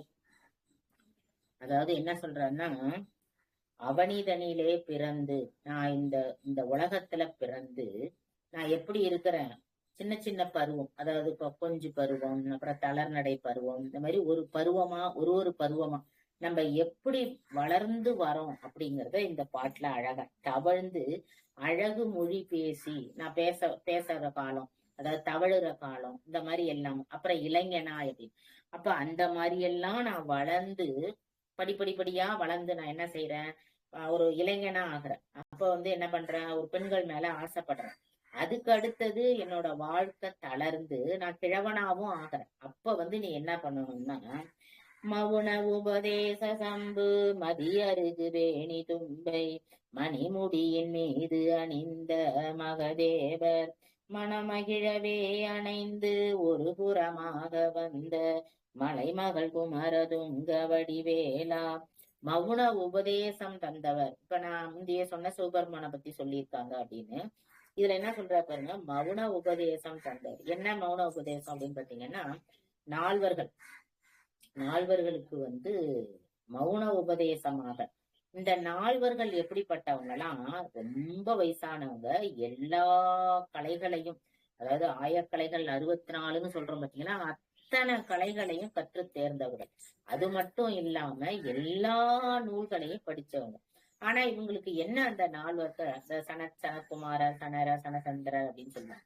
இந்த 4 பேருக்கும் பாத்தீங்கன்னா, இவ்வளவு எல்லாத்தையும் உலகத்துல உள்ள அத்தனையும் படிச்சுட்டா கூட அவங்களுக்கு என்ன இல்லையா, ஒரு மன அமைதி இல்லையா. ஏதோ ஒண்ணு இல்ல, ஏதோ ஒண்ணு நமக்கு குறையுது, ஏதோ ஒண்ணு நம்ம படிக்காம விட்டுட்டோம், இல்ல ஏதோ ஒண்ணு செய்யாம விட்டுட்டோம், அப்படி மன அமைதி இல்லாம. அப்ப எம்பெருமான்கிட்ட வந்து கேக்குறாங்களாம். இதுல என்னன்னா, எம்பெருமான் வந்து இளமையா இருக்காராம், இவங்க வந்து ரொம்ப வயசானவங்களா இருக்காங்க இந்த 4 பேர்.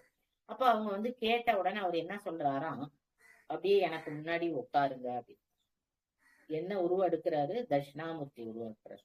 இப்பயும் பாத்தீங்கன்னா நிறைய பேர் பாத்தீங்கன்னா தட்சிணாமூர்த்திக்கு போய் கொண்டக்கடலை மாலை போடுறது, அதாவது மாலை போட்டு அவருக்கு அர்ச்சனை பண்றது, அதெல்லாம் செய்யவே கூடாது. ஏன் அப்படின்னு பாத்தீங்கன்னா, தட்சிணாமூர்த்தி வந்து தவத்துல இருக்கிறவர். அவருக்கு முன்னாடி நம்ம போய் உட்கார்ந்து எனக்கு நல்ல அறிவை தரணும், நல்ல ஒரு வாழ்க்கையை தரணும் அப்படின்னு மௌனமா இருந்து கேட்க கூட கூடாது. மௌனமா இருந்தாலே அவர் என்ன பண்ணுவாரு, நமக்கு வேண்டியதெல்லாம் அருள்வார். அவருக்கு போய் அர்ச்சனை பண்றது, கொண்டக்கடலை மாலை போடுறது, இதெல்லாம் வந்து என்னது பாவம். ஏன்னா அவர் தவத்துல இருக்கிறார். இதெல்லாம் யாருக்கு செய்யணும், சிவபெருமான் உள்ள இருக்காரு பாத்தீங்களா, அவருக்கு தான் செய்யணும். இல்லைன்னா நவகிரகத்துல ஒரு குரு இருப்பாரு பாருங்க, அவருக்கு செய்யணும் இதெல்லாம். ஆனா இன்னும் மக்கள் என்ன பண்றாங்க, அதெல்லாம் செய்யாம இன்னும் கொண்டக்கடலை மாலை தான் போட்டுட்டு இருக்காங்க. எத்தனை தடவை சொன்னாலும் யாரும் அதை கேட்கறதே கிடையாது. அப்ப இவர் என்ன பண்றாரு, எதிர்த்தாப்புல உட்கார்ந்துருக்காங்க. உட்கார்ந்த உடனே அடுத்த நொடியே என்ன ஆகுதாம், அவங்களுக்கு இதுவரைக்கும் இல்லாத ஒரு தெளிவு, எல்லாமே தெரிந்து கொண்ட ஒரு தெளிவு அவங்களுக்கு என்ன வருதாம், அந்த அவருக்கு முன்னாடி போய் உட்கார்ந்த உடனே அவங்களுக்கு கிடைச்சுது அப்படின்னு. அந்த மாதிரி மௌன உபதேசமாக நீ என்ன பண்ணு, மௌன உபதேசம் அருளியவர் அப்படின்னு என்னெல்லாம் சொல்லி இருக்கிறாரு. அருகு, நிலா, வேணி, தும்பை. நிலாங்கிறது வந்து பாத்தீங்கன்னா கங்கை. அப்ப இதெல்லாம் வந்து அவர் என்ன பண்ணிருக்கிறாரு, சூடி இருக்கிறாரு. அப்படி சூடிய மணிமுடி மீது சூடியவனே நீ என்ன செய்ய, அந்த மாதிரி மௌன உபதேசம் எனக்கும் தா அப்படின்னு. மனமகிழவே அணைந்து ஒரு புறமாது. யாரு, பார்வதி. பார்வதி தேவிய ஒரு புறமாக, இடது பாகம் பார்வதி தேவி கொடுத்திருக்காரு பாத்தீங்களா. அப்ப அப்படி இருக்கிற சிவபெருமானே, அந்த சிவபெருமானுக்கு மகனாக இருக்கவே நீ வந்து என்ன செய்ய, எனக்கு மௌன உபதேசமாக எனக்கு ஒரு நல்லறிவை புகட்டு. பவனி வரவே உகந்து மயிலின் இசையே திகழ்ந்து படியதிரவே நடந்த கடல் வீரா பரமபதமாய செந்தில் முருகன் எனவே புகந்து பழனி மேல் அமர்ந்த பெருமாளே. நான் வந்து குழந்தையா பிறந்து பிள்ளையா பிறந்து வளர்ந்து தளர்நடையிட்டு பாலகனாகி அப்புறம் இனிமையான மொழிகள்லாம் பேசி நான் எல்லா பெற்றோர்களோட ரொம்ப சந்தோஷமா இருந்து அப்படியெல்லாம் இருந்து அப்படியெல்லாம் நான் வளர்ந்தா கூட நான் என்ன செய்யலையா, நான் 16 வருஷம் நிரம்புற வரைக்கும் நான் என்ன சிவசம்பந்தமான பதிநூல்களை நான் படிக்கவே இல்லை. அந்த மாதிரி நூல்களையோ சித்தாந்த சாஸ்திரங்களையோ சிவாகமங்களையோ வேதங்களையோ நான் வந்து என்ன செய்யல, நான் வந்து அதை கற்றுக்கொள்ளவே இல்லை. அதெல்லாம் வந்து என்னன்னே எனக்கு தெரியாது. அப்படியெல்லாம் இருக்கிற இந்த வேதங்கள் சித்தாந்தங்கள் சாஸ்திரங்கள் இதெல்லாம் கற்றுக்கொள்கிற அன்பர்கள், அதாவது நானும் படிக்கல, அந்த மாதிரி படிச்சிருக்காங்க பாத்தீங்களா சாஸ்திரம் படிச்சவங்க, அவங்க கூட நான் வந்து ஒரு நண்பனா இருந்திருக்கேன். அவங்க ஏதோ செய்யறாங்க அதை நான் பார்த்திருக்கேன்னா அது கூட இல்லை. அப்படியெல்லாம் தான் என்னோட வாழ்நாள் ஃபுல்லா நான் என்ன பண்ணிட்டேன், வீணாக்கிட்டேன். அந்த மாதிரி நான் வீணாக்குனதுனால நீ என்ன செய்ய, என்ன கைவிட்டுடாத அப்படிங்கிற. அப்ப அந்த மாதிரி ஒரு பெண்கள் மேல ஆசைப்பட்டு என்னோட வாழ்க்கையே நான் என்ன பண்ணிட்டேன், நான் செய்ய வேண்டிய அத்தனை தர்ம காரியங்களையும் செய்யாம எல்லாமே தவறுதலா நான் செஞ்சு என்ன பண்ணிட்டேன், என் வாழ்க்கையே வீணாக்கிட்டேன். ஆனா அந்த மாதிரி நான் வாழ்க்கைய வீணாக்கிட்டு இருக்கும் போது நீ என்ன செய்யணும், என்ன எனக்கு ஆதரவு தரணும், என்ன நீ அணைத்து கொள்ளணும். எப்படிப்பட்டவன், நான் ஒரு தடவையாவது செந்தில் முருகன் பேர, அதான் சொல்றாங்க, பழனி மலை மேல் அமர்ந்த பெருமானே பரமபதமாய செந்தில் முருகன் எனவே. நான் ஒரு தடவையாவது பழனி முருகனை முருகா முருகா முருகான்னு ஒரு தடவையாவது நான் கூப்பிட்டது கிடையாது. இது பழனி பதி, ஒரு பதிக்கும் ஒரு பாடல் சொல்றாரு. அப்படிப்பட்ட பாடல் சொல்லும் போதுதான் இது பழனி பதிக்கு உள்ள பாடல் அப்படின்னு சொல்லி இதை சொல்லும் போது, நான் ஒரு தடவையாவது அந்த பழனி முருகனை முருகா முருகான்னு சொல்லியிருக்கேனா, அந்த மாதிரி நான் சொல்லவே இல்லை. அதனால அப்படிப்பட்ட நீ என்ன பண்ணிடக்கூடாது, இவன் ஒரு தடவை கூட நம்ம பத்தி சொன்னதே கிடையாது, நம்மளை வச்சு நினைச்சதே கிடையாது அப்படின்னு நீ என்ன பண்ணிடக்கூடாது, என்ன கைவிட்டுடக்கூடாது. அந்த கடைசி நேரத்திலையும் நான் உன்னுடைய திருவடியில சேரணும், அதுக்கு நீ என்ன பண்ணணும், எனக்கு அருள் புரியணும் அப்படின்னு சொல்றாரு. அடுத்தது இன்னொரு பாட்டு பாருங்க.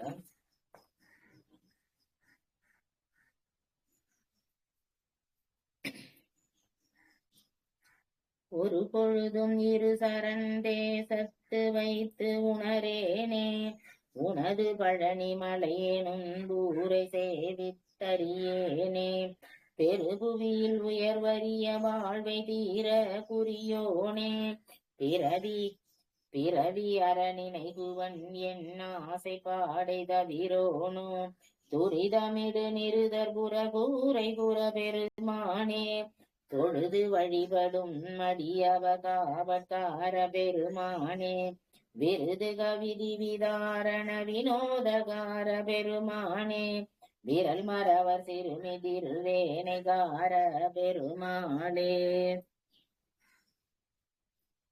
இந்த இந்த இதுலயும் பாத்தீங்கன்னா பழனிமலை அந்த திருப்பதியை தான் சொல்றாரு. பாவத்தை செய்கின்ற அசுரர்கள், அதாவது இந்த இடத்துல என்ன சொல்றாருன்னாக்கா, சிவபூஜை செய்யறாங்க. ஆனா இந்த அசுரர்கள் 3 பேரும் எப்படிப்பட்டவங்க அப்படின்னாக்கா, பாவத்தை செய்யக்கூடியவர்கள். இவங்க ஒவ்வொருத்தவங்களுக்கும் ஒரு இடம் ஒதுக்கிக்கிறாங்க. எப்படின்னாக்கா, இவங்க வாழுற இடம் பாத்தீங்கன்னா தங்கத்தாலையும் இரும்பாலையும் செம்பாலையும் செய்யப்பட்டிருக்கு.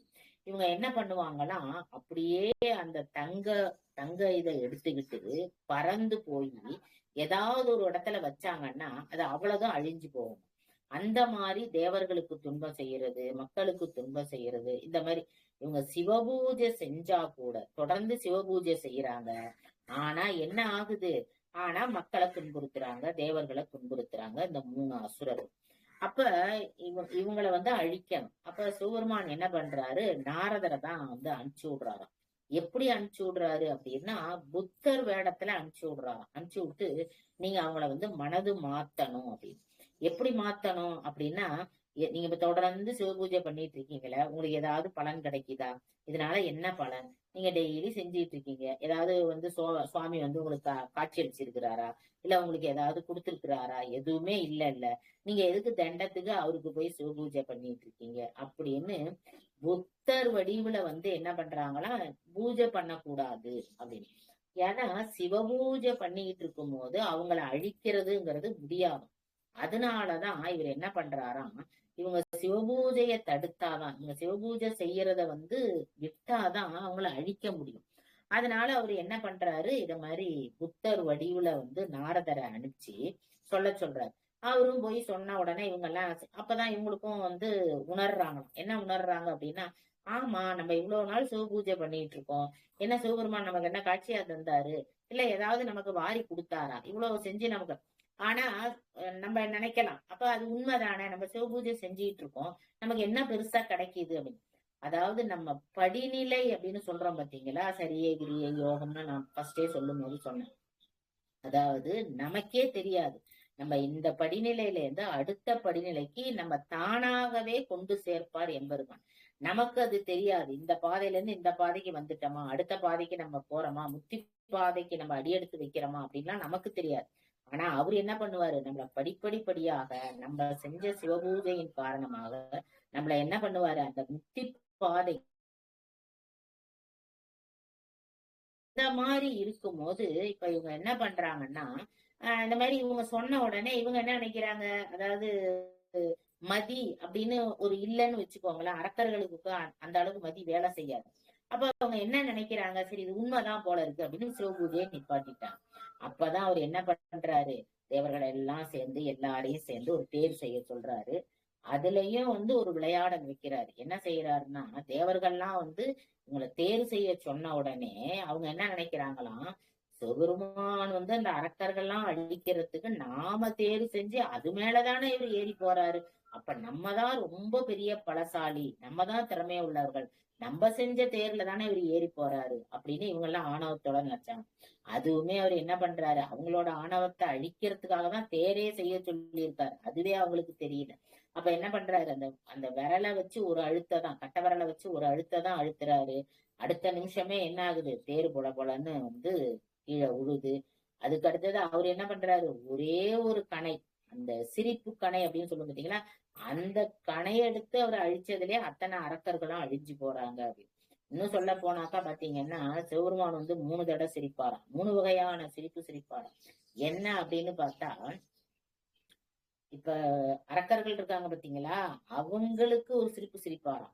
அந்த சிரிப்பு பாத்தீங்கன்னா அவங்கள அப்படியே அழிச்சிருமா. ஏன்னா மன்மதனை பார்த்தாலே அழிச்சாரு பாத்தீங்களா, அந்த மாதிரி சொன்ன அந்த சிரிப்பு அவர் சிரிச்ச உடனே அவங்க என்ன பண்ணிருவாங்க, அவ்வளவு பேரும் அழிஞ்சிருவாங்க. இன்னொரு சிரிப்பு இருக்குமா, அது என்னன்னா, பார்வதி தேவி பக்கத்துல இருக்கான்னு வச்சுக்கோங்களேன். அப்ப அவர் ஒரு திரும்பி அந்த பார்வதி தேவியை திரும்பி ஒரு பார்வை பார்ப்பாரு. அப்ப அந்த பார்வதி தேவி என்ன செய்யணுமா, அவர் எதுக்கு பாக்குறார் அப்படின்னு புரிந்து கொண்டு பக்கத்துல வருவாங்களாம். சொன்ன ஏன் இவ்வளவு தூரம் கேப் விட்டு உட்கார்ந்து இருக்கிற, பக்கத்துல உட்காரேன் அப்படின்னு. அது ஒரு சிரிப்பான். இன்னொரு சிரிப்பு இருக்குமா, அது என்ன அப்படின்னா, அன்பர்களை பார்த்து சிரிக்கிறது. இப்ப நாம போறோம்னு வச்சுக்கோங்க, சொன்ன அம்மா வந்தியா, அப்பா வந்தியா, நல்லா இருக்கியா, உடம்பெல்லாம் நல்லா இருக்குதா, உன் பையன்லாம் நல்லா இருக்கானா, பொண்ணெல்லாம் நல்லா இருக்கு அப்படின்னு பரிவோட கேட்கிற ஒரு சிரிப்பான். நம்மளை பார்த்து புன்முறுவல் பண்ணு. அப்போ 3 வகையான சிரிப்பை எம்பெருமான் சிரிப்பாரு அப்படின்னு சொல்றாரு. அப்ப அந்த மாதிரிதான் அவர் என்ன பண்றாரு, சிரிச்சே என்ன பண்றாரு, அதை அழிக்கிறாரு. அப்படி அப்படி அரக்கர்களுக்கு தண்டனை கொடுத்த சிவபெருமானோட மகனே, நீ என்ன பண்ணு, நிறைய பேர் என்ன பண்றாங்க, பாடல்கள்லாம் பாடுறாங்க, உன்னை துதிக்கிறாங்க, உன்னை வாழ்த்துறாங்க, சாஸ்திரங்கள்லாம் படிக்கிறாங்க. அந்த மாதிரி எல்லாம் நான் என்ன செய்யல, ஒரு சமயத்துல கூட நான் அத மாதிரி எல்லாம் செய்யல. எதுவுமே நான் உன்னை வாழ்த்தியோ உன்னை புகழ்ந்தோ இல்ல முருகா முருகா அப்படின்னு எப்பயாவது சொன்னனா அப்படின்னா எதுவுமே நான் சொல்லல. ஒரு வேளையாவது இன்னொன்னு சொல்றாங்க, அதாவது ஒரு பொழுதும் இரு சரண், உன்னோட திருவடி, அந்த திருவடி இருக்கு பாத்தீங்களா, அதுல ஒரு நிமிஷ நேரமாவது, ஒரு நொடி பொழுதேனும் கமலாய சரணாலயத்தை நினைவேணும் அப்படின்னு சொல்லுவாங்க. அந்த ஒரு நொடி பொழுதாவது அந்த தேவரீரோட சரணடிய நான் நினைச்சு பார்த்தேனா அப்படின்னா அதுவும் இல்ல. அந்த மாதிரி எல்லாம் நான் எதுவுமே என்ன செய்யவே இல்லை. அன்பர்கள் இப்ப அதாவது உன் மேல அன்பா இருக்கிற நிறைய அன்பர்கள் இருப்பாங்க. அவங்கெல்லாம் பாத்தீங்கன்னா உன்னை வணங்குறதையாவது நான் பார்த்து நான் திருந்தினேனா அப்படின்னா அதுவும் இல்லை. ஆனா நீ என்ன பண்ணக்கூடாது, நான் இந்த பழனிமலை திவ்ய தேசத்துல இருக்கிற எம்பெருமானே, நீ என்ன பண்ணக்கூடாது, என்ன கைவிட்டுற கூடாது. நான் இத மாதிரி எதுவுமே செய்யல. ஒரு நல்ல ஒரு பக்தி செய்யற ஒரு அன்பர்கள் கூடாவது நான் இருந்தானா இல்ல. உன்னோட சரணாடு, உன்னோட திருவடிய சரணடைஞ்சனா அதுவும் இல்ல. அப்படியெல்லாம் இல்லாம எனக்கு இந்த வாழ்க்கையில நான் எவ்வளவோ தப்பு செஞ்சா கூட நீ என்ன பண்ணணும், என்ன கடைசியில உன்னுடைய திருவடியில சேர்த்துக்கணும் அப்படின்னு. அந்த ஆசை பாசம் இதெல்லாம் என்னது, அறவே ஒழிக்க மாட்டேனோ அப்படின்னு. ஏன்னா அந்த உலகத்து மேல உள்ள ஆசை, மண்ணு மேல உள்ள ஆசை, பெண்ணு மேல உள்ள ஆசை, அதே மாதிரி பொண்ணு மேல உள்ள ஆசை, இந்த ஆசையெல்லாம் இருந்ததுன்னா என்ன பண்ண முடியாது, இறைவனை அடைய முடியாது. அப்ப இந்த ஆசைகள்லாம் நான் நிறைய என்கிட்ட இருக்குது, இதெல்லாம் இந்த ஆசையெல்லாம் போறதுக்கு ஏதாவது வழி செய்ய மாட்டாயா அப்படின்னு சொல்லிட்டு இதுதான் சொல்றாரு. வித்தாகி ஆசா பாசத்தை அறவே ஒழிக்க மாட்டேனோ, என்னால சுத்தமா விட்டுட்டு உன்கிட்ட நான் வர முடியாதோ அப்படின்னு சொல்லி கேள்வி கேட்கிற மாதிரி என்ன பண்றாரு இந்த பாடல்ல அழகா சொல்றாரு. இத மாதிரி ஒரு பாடல்கள்லயும் பாத்தீங்கன்னாக்கா நமக்கு தேவையானத இறைவனை எப்படி நம்ம வணங்கணும், இறைவனை எப்படி புகழணும், யாரு கூட நம்ம இருக்கணும் அப்படிங்கறதெல்லாம் அழகா சொல்லுவாரு. அதே மாதிரி இன்னொரு பாடல் பாருங்க. அருண அதாவது திருப்புகழுக்கு மகிமை செய்யறது அப்படின்னு பாத்தீங்கன்னாக்கா, நான் ஃபர்ஸ்டே சொல்லும் போது உங்களுக்கு சொன்னேன் வார்த்தைகள் அப்படின்னு. அதாவது அந்த வார்த்தைகள் எவ்வளவு அழகா ஒண்ணும் பாத்தீங்கன்னா, ஒரு வார்த்தையும் நம்ம உச்சரிக்க நமக்கு அவ்வளோ ஒரு எதுகை மோனையோடையோ அந்த அலங்காரத்தோடய அந்த பாடல்கள்லாம் இருக்கும். நம்ம அதை படிக்கும் போதோ இல்ல பாடும் போதோ பாத்தீங்கன்னா நமக்கு அதோட சிறப்பு தெரியும். அதே மாதிரி ஒரே ஒரு எழுத்தை மட்டும் வச்சு இப்ப அப்ப நம்ம சொல்றோம் பாத்தீங்களா, ககரம் நகரம் சகரம் அப்படின்னு ஒரு காஞா சா அப்படின்னு ஒரு எழுத்து சொல்றோம் பாத்தீங்களா. அந்த மாதிரி ஒரு எழுத்தையே வச்சு இந்த திருப்புகழ் ஃபுல்லா பாடி இருக்கிறது மிக சிறப்பான பாடல். இந்த மாதிரி பாடல்கள் நிறைய இருக்கு. அதுல ஒரு பாட்டு இப்ப பாருங்க. திதத்ததத்ததி ததத்ததி தாதை தாது துத்து திதத்திதா திதத்ததத்ததி திதத்ததி தித்த தேது தித்து தித்திதத்தா திதத்ததத்ததி திதத்தை தாது தீதேது தாததத்து திதத்ததத்ததி திதித்தி தீதீதி தீதொத்ததே. இந்த வார்த்தைகளை பாருங்களேன். இது ஒண்ணு கூட நமக்கு என்ன படிச்சோம்னா இது ஒண்ணுமே புரியாது. என்னதான் சொல்லியிருக்காரோ நமக்கே ஒண்ணுமே தெரியாது. எல்லாம் தா தா தீ தீ தூ தூ தீ தே தோ தை இப்படிதான் இருக்கு. எல்லாமே இந்த தகர எழுத்து தான். ஆனா ஒண்ணுக்குமே வேற வேற அர்த்தம் இதுல இருக்கும். அத நம்ம நம்ம அதுக்கு பொழிப்புரை எல்லாம் பாக்குறோம் பாத்தீங்களா, அதுலதான் நமக்கு புரியும். தித தத்த தத்த அப்படின்னு சொல்றாரு. இதே அடுத்த லைன்னா தித தத்தி தித்தி அப்படிங்கிறார். அதே மாதிரி தித்தி தத்தை தீ தீ தீ தூ தூ அப்படின்னு போறாரு. அப்ப எல்லாமே தகர எழுத்தா இருக்கு. ஆனா வார்த்தைகள் என்னது அவ்வளோ அவ்வளோ அவ்வளோ அழகா நம்ம படிக்கும் போதே எவ்வளவு அழகா இருக்கு பாத்தீங்களா. இத மாதிரி நிறைய பாடல்கள் இருக்கு. நம்ம ஒரு பாடலை தான் உதாரணத்துக்கு எடுத்திருக்கோம். இன்னொன்னு பாத்தீங்கன்னாக்கா இந்த சரி இந்த பாடலுக்கு என்ன அர்த்தம் அப்படின்னா, திதத்தத்த தித்த தத்த தத்தி தத்தி அப்படி. அதாவது சிவபெருமான் என்ன பண்றாராம், திதத்தத்த தத்தி தத்தி அப்படின்னு சொல்லிட்டு நடனம் ஆடிட்டு இருக்காராம். அதே மாதிரி தாதுது தீதிதி தூது அப்படின்னு சொல்லி என்ன பண்றாராம், பெருமாள் சயனத்துல அதாவது பால்கடல்ல படுத்துக்கிட்டு இருக்காராம். இப்படி அதாவது ஆடிக்கிட்டு இருக்க சிவபெருமானும் படுத்துக்கிட்டு இருக்க பெருமாளும் என்ன செய்யறாங்களாம், எல்லாருமே அருள் செய்யறவங்க. அப்படிப்பட்ட சிவபெருமானுடைய மகனே, பாற்கடல்ல பள்ளி கொண்டிருக்கிற மருமகனே, நீ என்ன செய்ய, காலன் என்னை அணுகாமல், அதாவது கடைசி காலத்துல எனக்கு கடைசி காலம்னு ஒண்ணு வரும் பாத்தீங்களா, அப்ப நான் என்ன செய்யணும், இந்த உலகத்தில் உள்ள மாயை எல்லாம் திதத்தத்த தித்தி தீதி தூது இந்த மாயை எல்லாத்தையும் நான் என்ன பண்ணணும், விட்டுட்டு உன்னோட பாதார சரணங்கள்ல நான் என்ன செய்யணும், இருக்கணும்.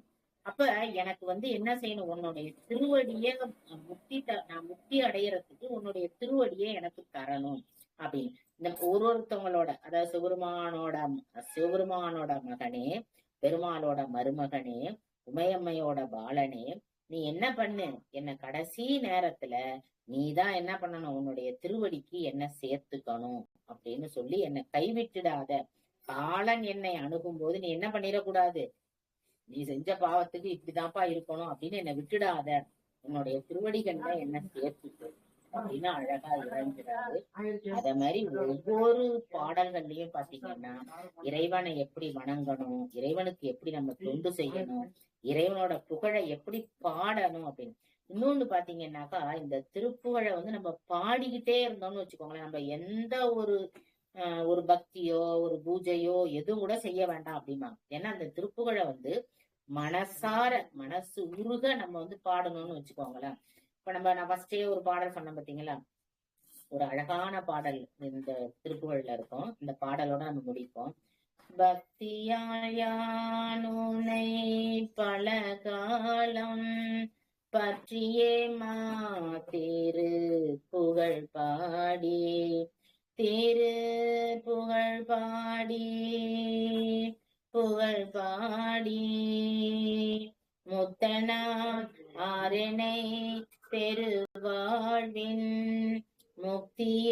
சேர்வதற்கருள்வாயே,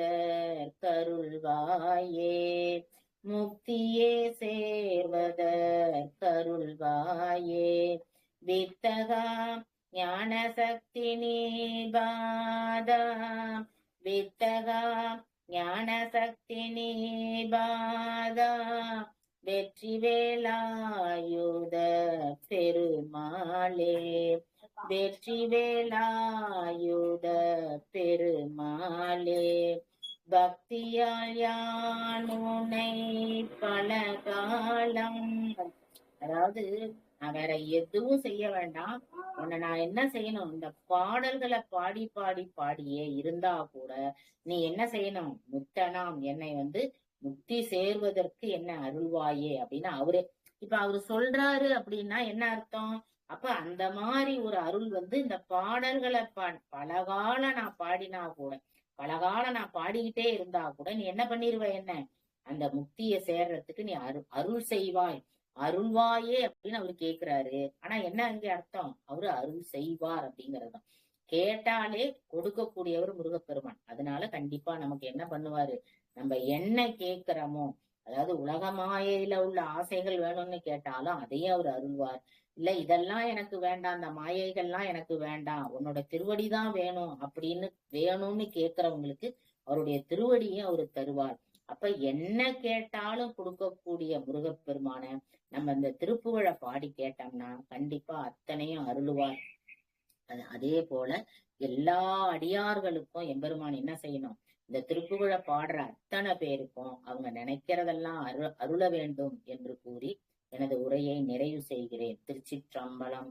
தென்னாடுடைய சிவனே போற்றி, எந்நாட்டவர்க்கும் இறைவா போற்றி, ஏகம்பத்துரை எந்தாய் போற்றி, பாகம் பெண்ணுரு ஆனாய் போற்றி, காற்றாகி எங்கும் கலந்தாய் போற்றி, கைலை மலையானே போற்றி போற்றி. வெற்றிவேல் முருகனுக்கு அரோகரா, வீரவேல் முருகனுக்கு அரோகரா, திருச்செந்தூர் முருகனுக்கு அரோகரா. திருச்சிற்றம்பலம். தில்லையம்பலம். சிவாய நமः.